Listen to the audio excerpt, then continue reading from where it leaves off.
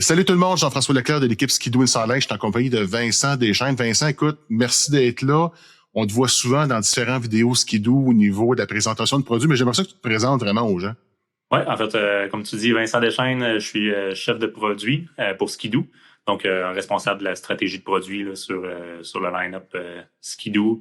Ça fait quelques années que je suis dans l'équipe Ski-Doo, proche de 10 ans déjà, puis un peu plus de 2 ans dans ce rôle-là en tant que tel. Là, fait que grand passionné, puis je suis bien content d'être là aujourd'hui avec toi pour parler de notre belle gamme 2027 avec tout plein de nouveautés. Excellent. Puis oui, Vincent, tu dis ça fait une dizaine d'années. Je me souviens, on s'était vu dans des sneak peeks Ski-Doo. Ouais. Puis t'étais spécialiste produit à l'époque. Puis c'est super intéressant. En tout cas, merci d'être là aujourd'hui.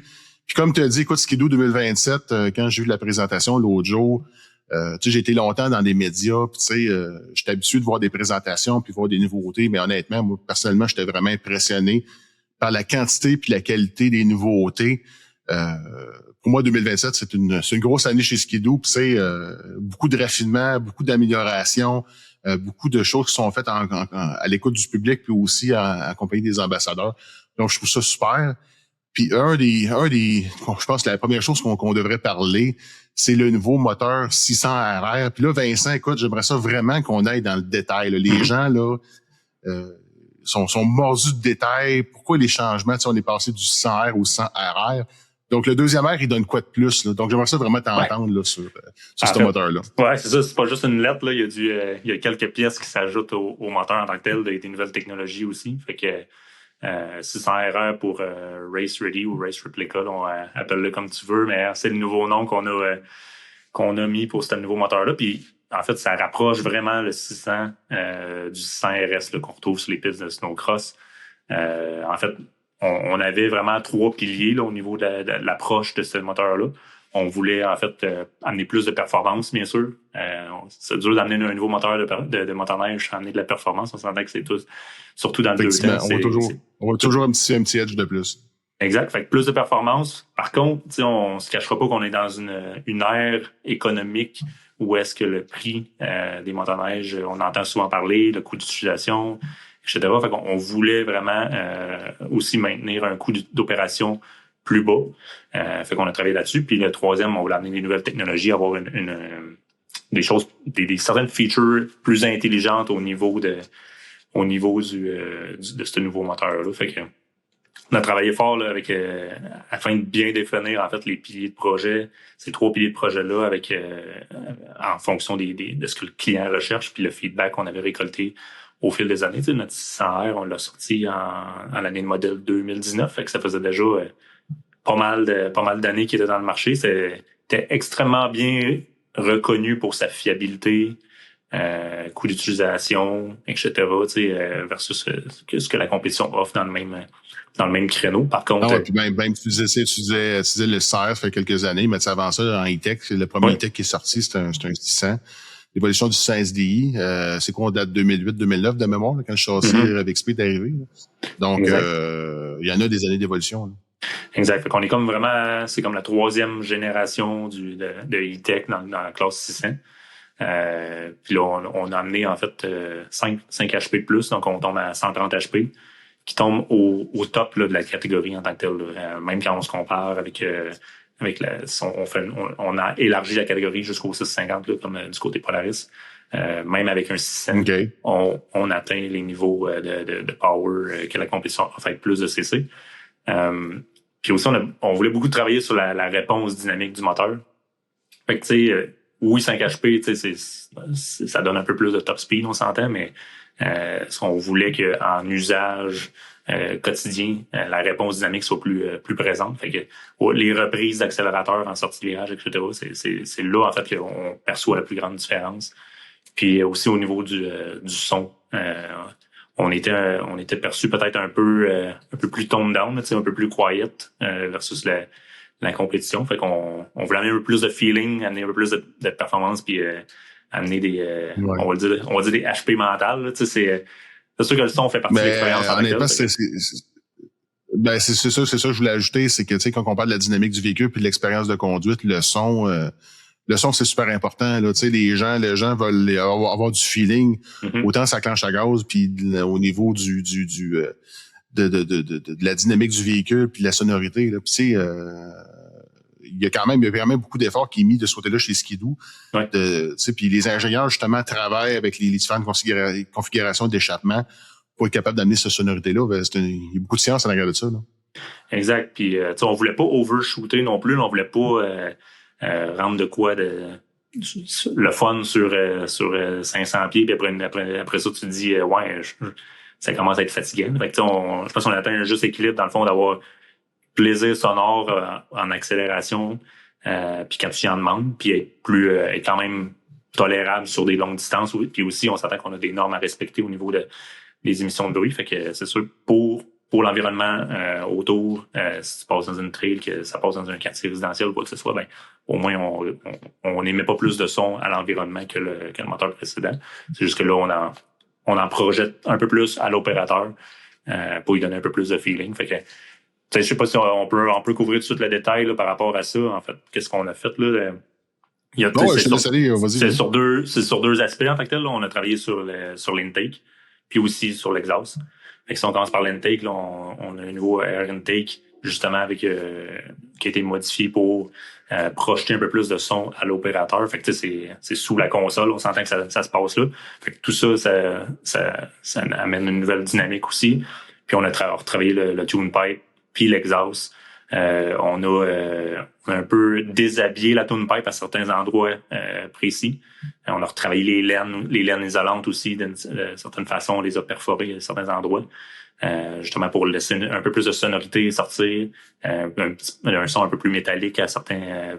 Puis ça a été super intéressant comme projet parce qu'on a travaillé justement avec l'équipe de ce qu'on appelle ici le NVH, là, c'est Noise Vibration Harshness. Fait qu'on a une équipe dédiée à tout ça. Puis ils ont analysé on a mis les véhicules de la compétition à l'essai, ils ont mesuré les micros, les fréquences, etc. Puis ils sont arrivés avec une proposition en fonction de tout ça. Qu'est-ce qui excitait en tant que tel qu'est-ce qui nous donne la perception de feeling, de performance, etc. Fait que ça, c'était super intéressant de travailler dans ce dossier-là.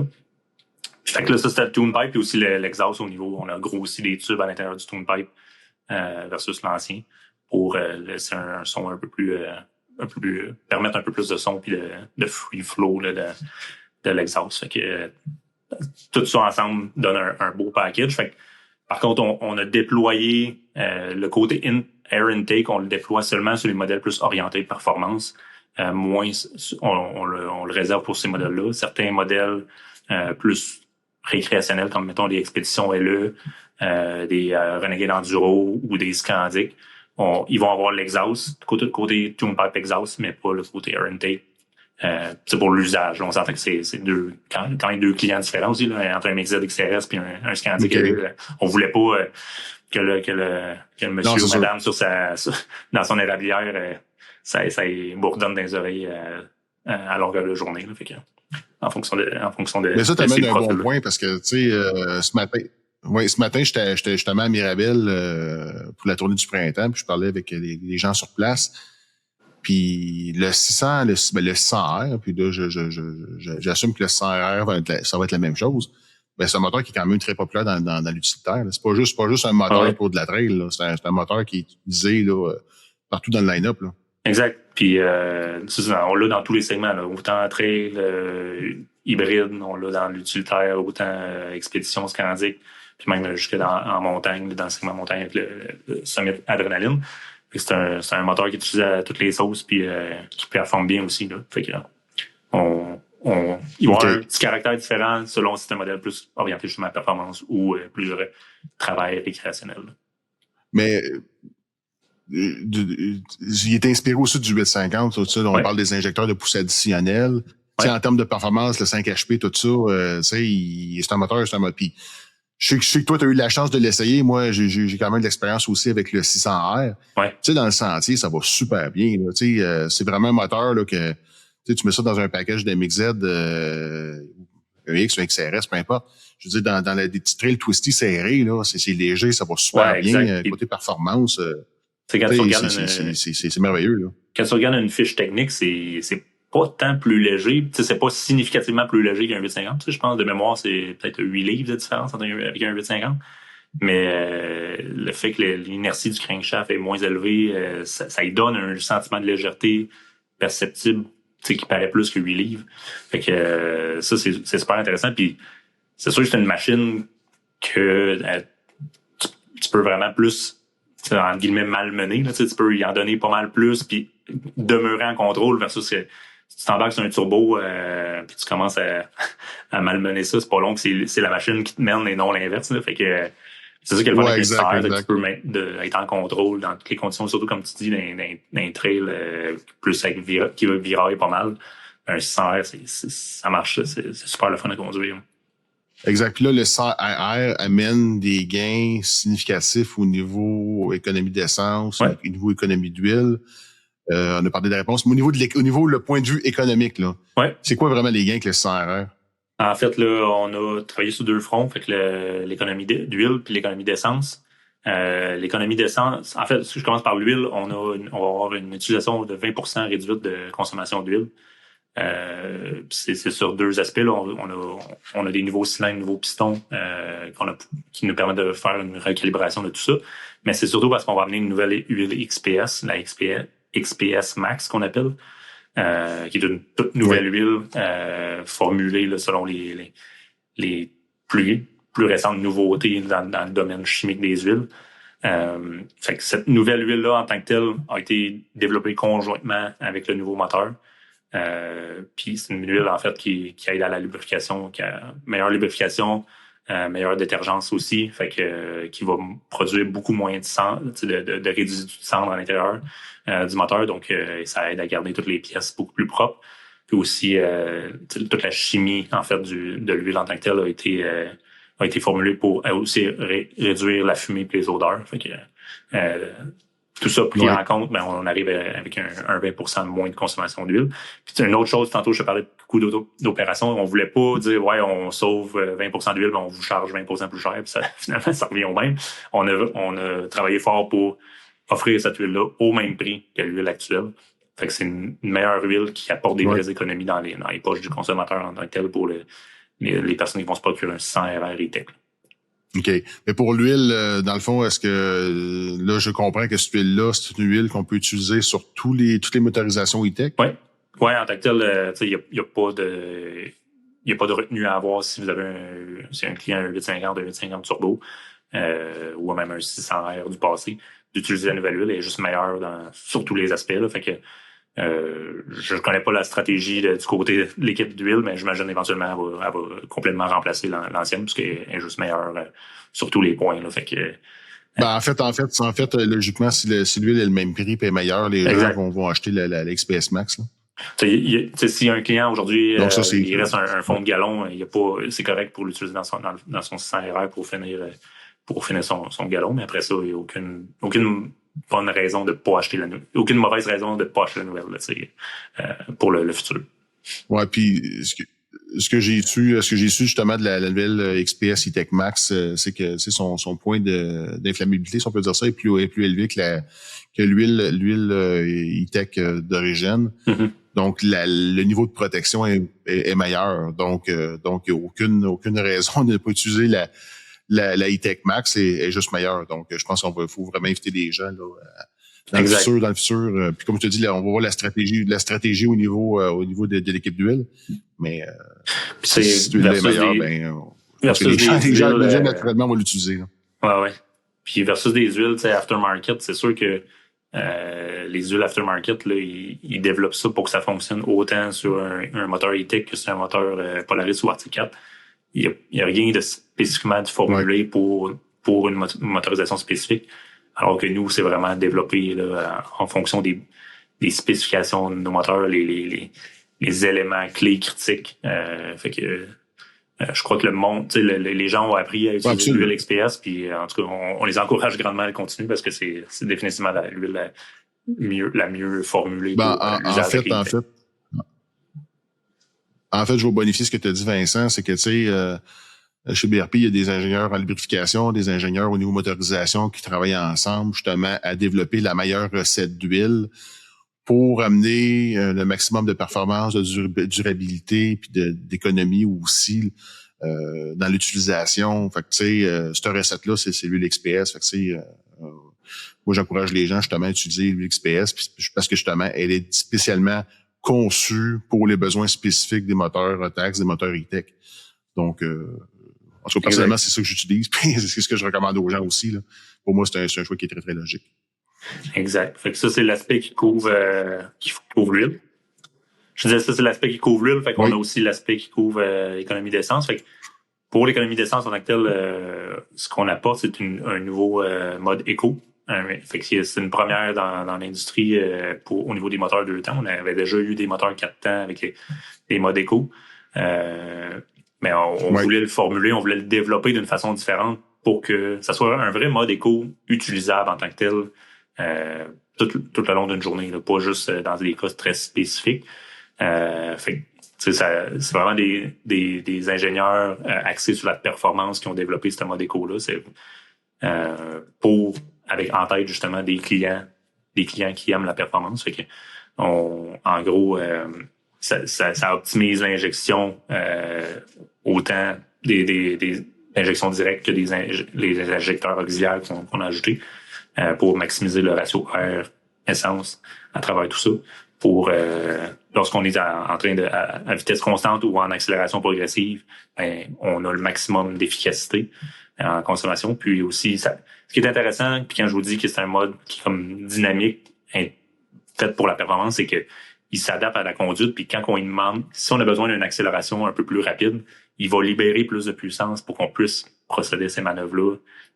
Il va libérer jusqu'à 85% de la pleine puissance. Ou si on a à faire un dépassement ou si on a un plus long stretch en ligne droite puis qu'on peut se permettre d'aller un peu plus vite, il va libérer plus de puissance pour y arriver.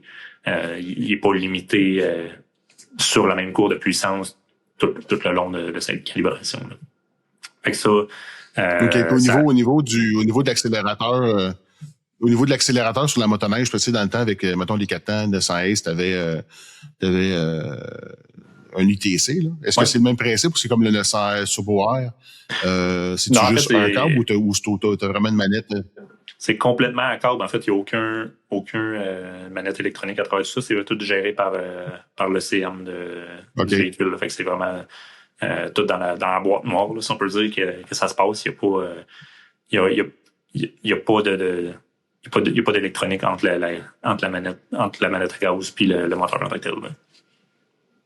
Fait qu'on garde le même feeling. Ça, c'est intéressant. C'est quelque chose de très apprécié au niveau des 2 temps, le feeling un peu plus mécanique de l'accélérateur. Fait que ça, il n'y a aucun changement à ce niveau-là. Fait que il n'y a pas de crainte à avoir. OK. Ouais, puis dans le fond, c'est inspiré du 900S Turbo Air, là. Tu sais, justement, tu peux avoir t'as différents modes au niveau du 4 temps, mais t'as de la manette, c'est comme une manette de 2 temps. Là. Exact. Mais du côté du 900S Turbo Air, ça demeure oui, tu as une manette à gaz câblée, mais qui se rend au module ITC qui est situé en dessous du hood. Fait que ça demeure que tu as de l'électronique dans le 900 Turbo Air, chose qui c'est pas le même la même façon de procéder pour le 100 RR aussi. C'est pas le même concept. Non, exact. C'est vraiment 100% mécanique, disons. Excellent. Là, Vincent, il y a une autre belle technologie qu'on retrouve qui est similaire à l'automobile. Là. Je pense que vous appelez ça le silent. C'est pas un start-stop, c'est un silent stop. Exact. Puis comment ça marche? En fait, là, ça, je pense que c'est bon d'en parler parce qu'on se cachera pas que nous autres, de notre côté, on lit beaucoup le feedback sur les réseaux sociaux, Facebook, Instagram, toutes les plateformes. Puis on voit que je pense qu'il y a une mauvaise interprétation de ce que c'est le silent stop. On s'entend que dans l'industrie automobile, oui, c'est présent depuis plusieurs années, puis que c'est plutôt mitigé comme appréciation. Là. Souvent, il y en a qui préfèrent le désactiver, ils préfèrent pas utiliser ça, le start stop. Parce que c'est très intrusif dans l'usage. Quand tu arrives à une lumière rouge, ça éteint, puis là, tu n'aurais pas voulu, quand tu n'arrives pas à accélérer, ça repart pas. Dans la motoneige, c'est différent parce que quand tu arrives à un stop, tu n'as pas besoin de tenir, tu sais, en temps normal, ton usage normal, c'est bien rare que tu as besoin de tenir ton break, à moins que tu t'arrêtes dans une côte, puis là, tu veux pas descendre, tu tiendras pas. Tu arrives à un stop, tu tiens pas ton break, c'est pas un réflexe qu'on a en motoneige. Fait pour utiliser le silent stop, en tant que tel, faut que le pilote prenne le temps de tenir son frein pour poser l'action de vouloir éteindre son moteur. Fait c'est un peu pour ça aussi on n'a pas utilisé l'acronyme Start-Stop, on a appelé ça le Silent Stop, parce que le bénéfice, c'est vraiment de pouvoir profiter du silence en tant que tel, puis pouvoir communiquer soit avec son partner de randonnée qui arrive à côté, ou si t'es le premier à arriver à un spot, puis tu veux savoir si tes chums arrivent en arrière, ben, tu peux tenir ton frein, ton moteur est éteint, tu peux facilement entendre beaucoup plus ce qui se passe autour. Fait que c'est le bénéfice de tout l'environnement sonore silencieux. Fait que c'est vraiment une feature au début, puis je te cacherai pas, moi-même, au départ, j'étais un peu, tu sais, je me questionnais sur la pertinence, mais on est plusieurs maintenant là, au travail à Skidoo qu'on s'est habitué à la feature, puis on l'utilise. C'est beaucoup rendu plus intuitif, on l'utilise, puis on l'apprécie vraiment. Puis si t'as pas le goût d'utiliser, ben tu tiens juste pas ton frein, puis ça fait, il agit pas on force, ça force pas, ça se force pas, il y a aucune intrusion dans ton usage au quotidien si tu le veux pas. Puis dans le cas où tu le veux vraiment pas, ben ça se désactive dans le cadran. Il y a moyen de le mettre à off, là, puis de pas l'utiliser du tout. Là. J'espère que ça va être plus clair. Donc, pour 2027, si on fait un recap pour le 600R, ben, dernière question, j'ai pour tout le 600R. C'est qui les clients typiques là, du 600R? C'est qui, là? Qui devrait vraiment là, s'intéresser là, au 600R? À qui ça s'adresse? En fait, là, à la base, t'as tout le temps... ça se classe facilement en deux catégories. Là. C'est le monde de 4 temps, le monde de 2 temps. Puis après ça, dans ton 2 temps, c'est le monde qui apprécie la légèreté, justement, le rapport poids-puissance des 2 temps, mais qui apprécie... Oui, il y a la puissance, mais ça ne se situe pas au top de leur critère d'achat autant qu'un 850 ou un 850 turbo. Ça va se classer comme le troisième critère. Ils sont plus vraiment fiabilité, facile de maintenance, coût d'usage plus bas aussi. Fait que, c'est pour ça qu'on a beaucoup travaillé justement sur économie d'huile, d'essence, etc. Mais à la fin, on a voulu quand même donner une petite twist de performance avec tout ça, en ajoutant les injecteurs auxiliaires, puis en augmentant aussi le RPM maximum du moteur pour livrer cette puissance supplémentaire-là. Fait que c'est sûr, je te dirais que les modèles, là, nos gros vendeurs de 600R, c'est bien sûr MXZ, les Backcountry aussi, très populaires dans ces deux véhicules-là. Puis après ça, aussi, ça fait bien sa place justement dans les modèles plus utilitaires, les 20 pouces, là, les expéditions Scandic. Puis on va en parler plus tard, là, le nouveau Expédition 16 pouces aussi, il va se retrouver dans ce package-là. Puis c'est un modèle qui est super intéressant. Ça a une belle balance de véhicule là, avec un moteur de cette puissance-là, avec cette légèreté-là aussi. Ouais, écoute, j'en suis convaincu pour avoir essayé dans le passé une expédition avec un 600R. Pour moi, c'était mon coup de cœur. Fait que si je regarde les specs, le 600R le 100RR est encore meilleur. Pour moi, ça va être un très, très, très bon succès chez Skidoo. Donc, là, on parle vraiment. Fait que si on fait un recap, c'est un moteur qui est plus performant, qui a une belle sonorité, une belle dynamique de puissance, une meilleure réponse, meilleure économie d'huile, meilleure économie d'essence. Fait que pour moi, c'est d'excellentes nouvelles pour 2027. Là, Vincent, je t'amène sur une autre très bonne nouvelle. Une chose qu'on n'a pas parlé, ce moteur-là, on l'offre au même prix que le 600R. Fait qu'on n'a même pas mis d'augmentation de prix. C'est disponible au même prix que... Il n'y a pas d'augmentation. Exact. Fait que toutes les choses qu'on vous a mentionnées, ça vient... C'est comme ça, on en offre plus pour le même prix. Fait que c'est un win-win, comme on dit. Ben ça c'est un point très, très intéressant. Donc là, écoute, Vincent, moi, comme tu le sais, je suis un fan de motoneige antique. J'en ai plusieurs. Puis là, quand j'ai vu, l'autre jour dans la présentation, les XRS dans la MXZ Renegade Backcountry, vraiment un clin d'œil incroyable à l'histoire de Skidoo, à l'héritage de Skidoo au niveau du XRS. Un flash au niveau du 2007 avec le premier XRS. Pour moi, c'est un wow.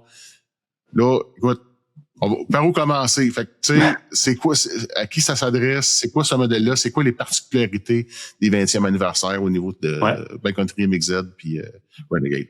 Ben, c'est sûr que les XRS, là, ça se situe au top de notre gamme là, des motoneiges de sentier, autant MXZ, Renegade, puis aussi dans le hybride là, avec le Backcountry. Là, c'est le top du top sur lesquels On a tout le temps toutes les options disponibles, là, les meilleures motorisations, toutes les options technologiques là, au niveau des cadrans, des suspensions, toutes les options de chenilles, etc. Fait que c'est des modèles extrêmement populaires pour ceux qui cherchent à avoir toujours ce qui se fait de meilleur là, du côté de performance chez Ski-Doo. Puis on voulait justement saisir cette opportunité-là avec un 20e anniversaire, faire une édition spéciale qui amènerait un petit peu de nostalgie, oui, mais aussi qui tournerait la page vers aussi une certaine modernité, puis sur quoi qu'on pourrait lancer continuer de faire avancer les XRS dans le futur. Fait que on a ramené finalement la fameuse abeille sous un tout nouvel angle. On a retravaillé le design. En fait, l'équipe de design a retravaillé l'abeille pour donner une touche de modernité aussi. C'est super intéressant là, de réouvrir cette page-là avec eux, de leur demander, parce que la personne qui avait designé l'abeille sur le 2007 travaille encore chez Ski-Doo, est encore très présent. Fait que il était bien content de pouvoir retoucher à ses vieux amours. Là. Fait que c'était super intéressant. Puis fait qu'on a intégré cette abeille-là sur le véhicule d'une façon beaucoup plus je dirais subtile que en 2007. En 2007, on savait que ça prenait une grande place sur le haut du véhicule. C'était assez imposant et tout ça. Ouais, c'est plus discret aujourd'hui. Oui, beaucoup plus discret. Ça se fond beaucoup mieux dans la plateforme Red Gen 5, là, tout l'aspect modernité, un design plus moderne. Fait que on le retrouve dans la grille en avant avec un badge. Aussi sur le steering, on a spécifiquement sur les 20e anniversaires, on a ajouté un petit coussin de guidon, là, un handlebar pad sur lequel on retrouve aussi l'abeille. Puis on a aussi quelques autres touches là, spéciales sur ce véhicule-là. Fait que, des éléments là, des accents de couleur jaune qu'on retrouve, qui sont habituellement sur la plupart des véhicules noirs. Fait que des ressorts d'amortisseurs jaunes. On a aussi le logo Ski-Doo à l'arrière sur le pad qui est jaune. Quoi d'autre? On a aussi la plaque là, comme on a fait un clin d'œil à l'héritage racing justement du XRS avec une plaque style racing sur le tunnel avec le numéro 20 justement, puis avec la couleur rouge parce que bien sûr le rouge en snowcross signifie la position du leader en avant, fait que le premier au classement, fait que bien sûr avec le Ski-Doo avec son leadership on peut se permettre ce genre de choses-là aujourd'hui dans l'industrie. Puis spécifiquement aussi sur les MXZ, il y a le choix des amortisseurs, bien sûr Smart Shocks, mais aussi si on prend les amortisseurs réguliers, là, KYB 40, Pro 40, ben on va avoir les ajusteurs de racing là, avec justement la compression haute basse vitesse, puis aussi le rebond. Sur ces ajusteurs-là. Fait que ça permet de vraiment fine-tuner en tant que tel. Mais ça, Vincent, c'est-tu juste au niveau du MXZ ou c'est l'ensemble de la gamme qui peut avoir ces amortisseurs-là? C'est vraiment juste le MXZ là, qui peut avoir ces amortisseurs-là. C'est le modèle justement qui est clin d'œil, en fait qui est issu de la course. C'est le modèle aussi. On s'attend que notre MXZ, c'est le même nom que le MXZ RS. Fait que c'est vraiment ce modèle-là sur lequel on a crinqué le bouton un peu plus, puis on a rajouté une touche un peu plus encore plus spéciale sur le MXZ XRS. Là. Fait que c'est une belle édition limitée justement pour le 20e anniversaire. Fait que puis tu sais, je pense que peut-être que les photos que vous voyez en ligne donnent pas justice. Tu me parlais tantôt, tu l'avais vu en personne, puis en personne, la couleur est super riche, tu sais, beaucoup plus métallique, beaucoup plus. Je sais pas si tu veux ajouter un mot là-dessus, là, mais c'est un super beau modèle. En fait, je l'ai vu avant le podcast. J'étais justement dans le showroom à Mirabel, puis la tournée du printemps, puis je l'ai vu. Écoute, la couleur est incroyable. Là. La couleur est vraiment, vraiment belle. Le jaune, pour moi, c'est vraiment mon coup de cœur pour 2027, mais la couleur est magnifique. Là. Tu sais, tu parlais justement des skis. Les skis sont jaunes, le flap en arrière, t'as aussi un accent jaune. Tu sais, quand tu parles, tu sais, souvent dans le passé, on disait, quand on parlait de la motoneige, même quand elle est arrêtée, tu peux dire que la motoneige, c'est une motoneige de performance. Tu n'as même pas juste de l'avoir roulé, tu sais que c'est de la haute performance. Donc, toute cette inspiration-là est incroyable. Exact. Fait que c'est un beau clin d'œil au XRS des premières années, puis ça nous ouvre la porte là, à continuer justement à faire du XRS un modèle spécial dans notre line-up. C'est sûr que c'est un modèle extrêmement populaire qui est tout le temps juste disponible au printemps, fait que À date, on a une bonne réception. Ouais. Je vois le feedback il est positif. Fait que c'est super le fun. Là, on parle d'une édition limitée, mais est-ce qu'il y a un nombre d'unités qui est limité par rapport à au niveau des allocations ou c'est vraiment Il y a pas de si les gens commandent limite. du printemps vont l'avoir? On n'a pas de limite de volume. Par contre, tous les éléments distinctifs de cette, comme la plaque de tunnel, le coussinet de guidon, les amortisseurs, etc., c'est des choses qui vont être là seulement un an. Après tout ça disparaît puis ça redevient un XRS régulier, si on peut dire. En fait, même cette année, ceux qui s'achètent un XRS en version noire n'ont pas tous ces petits détails-là. Là. Fait que le noir, c'est une version régulière XRS. Le 20e anniversaire en jaune a l'ajout de tous ces petits détails-là. Hein. En plus de couleur, il y a toutes certaines composantes supplémentaires, si je peux dire ça. Donc, avis aux collectionneurs, c'est une motoneige à surveiller. Là. Exact. Fait qu'autant dans les MXZ que le Backcountry que le Renegade, l'édition 20e anniversaire est disponible. Excellent. Puis là, au niveau amélioration, on avait exploré aussi le sujet Vincent. Au niveau du MXZ, avec la race race RX en avant, oui. Puis les skis pilotes RX, c'est bon, il y avait des commentaires des clients depuis son introduction en 2025. Au niveau de l'effort de conduite, puis je pense qu'il y a vraiment un effort qui est fait aussi chez Ski-Doo pour améliorer ça. Donc, j'aimerais ça t'entendre des changements qui ont lieu sur la MXZ là, pour améliorer l'effort de conduite. Oui, exact. Fait la première année qu'on a mis la race RX, on s'était beaucoup inspiré justement du racing. Puis il y avait certaines specs de la suspension avant qu'on a mis sur MXZ qui étaient directement empruntées au racing. Fait que c'est une genre de ski une suspension avant très agressive. Par contre, en deuxième année, on avait l'intention de la déployer sur le Renegade. Puis avec les poids, le poids supplémentaire des 4 temps, le type de consommateur, le type d'usage aussi des Renegades, on avait fait certaines petites modifications justement à la géométrie de la suspension avant pour réduire justement, pour mieux fitter avec le 4 temps puis le client qui achète ce genre de véhicule-là. Puis on a eu, en fait, fait que là, on a passé à travers un hiver sur les MXZ. On a récolté du feedback. On a passé un hiver à travers les Renegades. On a récolté d'autres feedbacks. Puis au final, on a conclu qu'on devrait retravailler un peu la version MXZ. Fait que, en fait, ce qu'on fait, c'est qu'on prend la version Renegade et on la met sur MXZ et aussi sur les backcountry du Firmin. Fait qu'on réduit l'effort au bras justement sur les versions MXZ backcountry. Je pense que ça va être de quoi qui va être bien apprécié aussi. Fait que c'est des petits changements de millimètres ici et là, mais qui font une grosse différence aussi tout au long d'une journée, surtout ceux qui font des longues distances en tant que telles. C'est là qu'on ressent le plus de bénéfices, là, moins d'efforts au bras, moins d'efforts dans les épaules aussi. Fait que c'est des belles améliorations aussi qu'on amène en 2027. Puis aussi, de ta quête-là, j'en profite pour dire, on a aussi retravaillé les sièges là, sur les MXZ des backcountry. On avait un siège là, qu'on avait qui était sensiblement le même depuis la plateforme RevGen 4. Puis c'est sûr, on récolte le feedback depuis longtemps, puis on avait du monde qui s'exprimait qu'il y avait souvent de la tendance à glisser vers l'avant, avoir les genoux dans les panneaux. Fait qu'on a retravaillé le siège justement pour tenter de minimiser cet effet-là. On a mis le siège un peu plus à plat, de 4 degrés. Aussi retravailler la forme de l'assise, la portion arrière, la mettre un petit peu plus large. Puis on a retravaillé aussi la densité de la mousse, la mettre un peu plus ferme pour justement avoir un meilleur support sur des longues de randonnée, puis aussi pour les conducteurs plus agressifs, d'avoir ce support supplémentaire-là nécessaire. Fait que tout en maintenant l'avant du siège un peu plus étroit pour faciliter les mouvements en virage.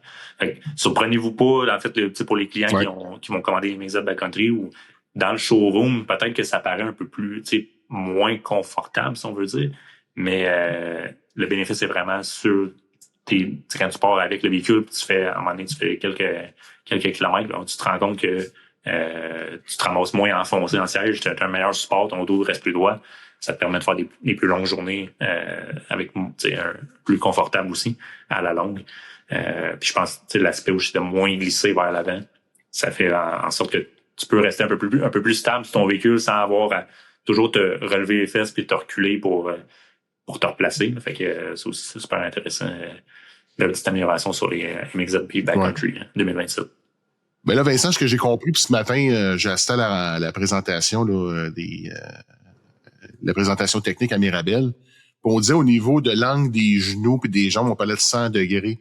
Fait que le fait d'avoir des nouveaux bancs avec un angle plus plat, je pense, là. Ouais. Donc, le bénéfice, c'est quoi? C'est vraiment le confort sur des longues randonnées, c'est ça? Ouais, exact. Puis, justement, moins glisser vers l'avant puis se retrouver, tu sais, il peut se développer un inconfort là, au niveau des tibias, des genoux, quand on est tout le temps à côté d'un panneau en avant. Fait que ça permet d'être justement un peu plus stable sur sa machine. C'est pour des plus longues distances ou qui aiment parcourir qui font des grandes journées. C'est du confort au final, c'est du raffinement du confort pour le pilote en tant que tel. Là. Donc, Vincent, il y a des modèles qui sont très populaires au Québec, mais que parfois on entend moins un petit peu parler dans les présentations. La gamme Grand Touring. OK? Donc, cette gamme-là, je sais que bon, la gamme revient en 2027. Y a-t-il des changements spécifiques par rapport à ça? Y a-tu Oui, en fait, c'est des changements peut-être qui, on peut dire, se qualifient pas pour les top 3 des nouveautés, mais ça demeure quand même qu'il y a des changements là, qu'on apporte dans la gamme Grand Touring. En fait, ça se situe principalement au niveau des chenilles. On a développé une nouvelle chenille pour les Grand Touring, en fait, qui est inspirée en fait de ce qu'on avait développé sur les motoneiges électriques. Parce que le motoneige électrique, on s'entend que, étant donné qu'il n'y a plus de son moteur, on entend beaucoup d'autres sons. Donc, on avait développé des chenilles spécifiques pour les motoneiges électriques qui sont extrêmement silencieuses. En fait, on a repris tous les apprentissages du développement des chenilles des modèles électriques pour les appliquer à nos motoneiges Grand Touring. Pour ceux qui connaissent bien les Grand Touring, on avait un système d'entraînement spécifique au Grand Touring qu'on appelait le Silent Drive. C'est un système avec un barbotin à 16 dents, extrêmement silencieux, avec une chenille vraiment spécifique au Grand Touring pour minimiser le bruit le plus possible. Mais c'était des pièces, en fait, très, très spécifiques au Grand Touring, qu'on retrouvait pas nulle part sur le line-up. Fait que là, avec la nouvelle technologie de chenille qu'on a développée, on est capable de retirer ces pièces très spécifiques-là puis d'avoir quelque chose d'un peu plus standard, donc un barbotin à 8 dents standard, mais avec une chenille tout autant efficace au niveau des émissions de bruit. Fait qu'on aussi, si jamais un client de Grand Touring a des bris ou doit changer des pièces, ça fait des choses beaucoup plus standards, plus faciles à trouver comme pièces de remplacement. Donc, c'est autant sur les Grand Touring Sport, Grand Touring LE, Grand Touring LE Platinum. Platinum, c'est une version à clous, toujours, sur les deux autres modèles, des versions standards. Mais c'est des petits changements, mais des belles petites améliorations aussi du côté Grand Touring pour 2020. Super intéressant. Là, tu as effleuré le mot chenille. Juste une petite question spécifique, là, parce que tantôt on a parlé du 20e anniversaire. Il y a un modèle, je crois, dans le 20e anniversaire qui est une chenille 2 plis. Versus une pli qui est typiquement utilisée partout ailleurs. Là. C'est quoi l'avantage d'un 2 plis? Pourquoi qu'on utiliserait ça sur une motoneige? En fait, le seul véhicule dans notre gamme qui a une chenille 2 plis, c'est la MXZ XRS avec ensemble compétition. Puis à la base, ça avait été apporté parce que ce véhicule-là était disponible seulement dans la gamme 600cc, là, qui permet d'avoir les courses là, dans les catégories cross-country. De type là, la course en Road Dog là, en Alaska qui vient toujours de se terminer puis qui, by the way, a été gagnée par une équipe Ski-Doo, mais les 2 premières places. Fait que dans ce type de compétition-là, ces gens-là ajoutent des clous là, supplémentaires, là, des clous comme de style dans les bouts de crampons, c'est pas suffisant. Les autres, ils ajoutent des clous de type Woodies.